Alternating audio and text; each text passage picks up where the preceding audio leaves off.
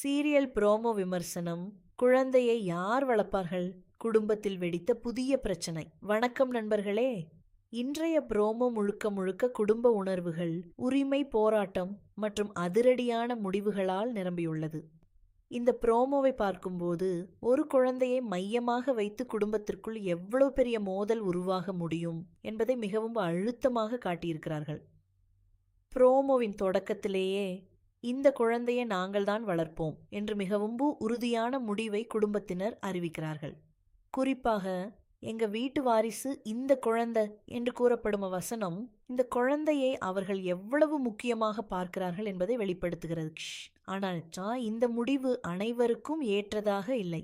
மறுபக்கம் குழந்தையின் பெற்றோரின் வாழ்க்கை பாதிக்கப்படக்கூடாது என்று கவலைப்படும் மகேஸ்வரன் அந்த குழந்தையை திருப்பிக் கொடுக்கும்படி கெஞ்சுகிறார். அவரது உரையாடல்களில் ஒரு தந்தையின் வேதனையும் மகளின் எதிர்காலம் குறித்த அச்சமும் தெளிவாக தெரிகிறது. ஆனால் அடுத்த நொடியே குடும்பத்தின் தலைவராக இருக்கும் ராசாங்கம் ஒரு அதிரடியான முடிவை எடுக்கிறாரு. இந்த குழந்தை எங்கள் வீட்டில தான் இருக்கும், யாரிடமும் திருப்பி கொடுக்க முடியாது என்று அவர் கூறும் காட்சி ப்ரோமோவின் மிகப்பெரிய ஹைலைட்டாக அமைந்துள்ளது. இதன் மூலம் வரவிருக்கும் எபிசோடுகளில் குழந்தையை மையமாக வைத்து இன்னும் பெரிய குடும்ப பிரச்சனை உருவாகப் போகிறது என்பது தெளிவாகிறது. இந்த ப்ரோமோவில் மிகவும் வலிமையான காட்சி என்றால் தமிழ்ச்செல்வி பற்றிய விவாதம்தான். தமிழ்ச்செல்வி வீட்டை விட்டு சென்றது அவளது சொந்த முடிவு என்று ராசாங்கம் கூறுகிறாரு. ஆனால் அதற்கு எதிராக ஒரு தாய் தனது மகளின் குணத்தை நம்புவது போல தமிழ்ச்செல்வியும் நல்லவள்தான் என்று உறுதியாக பேசும் காட்சிகள் ரசிகர்களின் கவனத்தை ஈர்க்கின்றன. பெத்த தாய் நல்லவன்னு புள்ள நம்புறதுக்கு ஆதாரம் தேவையில்லை என்ற வசனம் இந்த ப்ரோமோவின் மிகவும் சக்தி வாய்ந்த வசனமாக இருக்கலாம். இந்த ஒரு வசனமே குடும்ப உறவுகளின் ஆழத்தை வெளிப்படுத்துகிறது.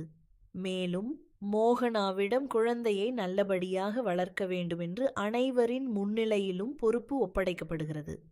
இது மோகனாவின் கதாபாத்திரத்திற்கு இனி அதிக முக்கியத்துவம் கிடைக்கப் போகிறது என்பதற்கான அறிகுறியாக தெரிகிறது. ப்ரோமோவின் இறுதியில் வரும் சில வசனங்கள் சற்று நகைச்சுவையையும் சேர்க்கின்றன. புதிதாக திருமணமான தம்பதியருக்கு குழந்தை ஒரு பரிசாக கிடைத்துவிட்டது என்று சொல்லப்படும் காட்சி குடும்ப டிராமாவுக்கு நடுவே ஒரு லேசான தருணத்தை உருவாக்குகிறது. நடிப்பு பற்றி பேச வேண்டுமென்றால் அனைத்து நடிகர்களும் தங்களது கதாபாத்திரங்களுக்கு ஏற்ற உணர்ச்சிகளை மிக அழகாக வெளிப்படுத்தியுள்ளனர். குறிப்பாக ராசாங்கம் கதாபாத்திரத்தின் உறுதியும் மகேஸ்வரனின் வேதனையும் இந்த ப்ரோமோவை இன்னும் வலுப்படுத்துகின்றன. மொத்தத்தில் இந்த ப்ரோமோ குடும்ப உறவுகள், உரிமை உணர்வு, உணர்ச்சிகரமான மோதல்கள் மற்றும் எதிர்பாராத முடிவுகளால் நிறைந்திருக்கிறது. இனி இந்த குழந்தையை மையமாக வைத்து என்னென்ன திருப்பங்கள் வரப்போகின்றன என்பதை பார்க்க ரசிகர்கள் ஆவலுடன் காத்திருக்கிறார்கள். இந்த ப்ரோமோவிற்கு என் மதிப்பீடு 8.5/10. உங்களுடைய கருத்து என்ன?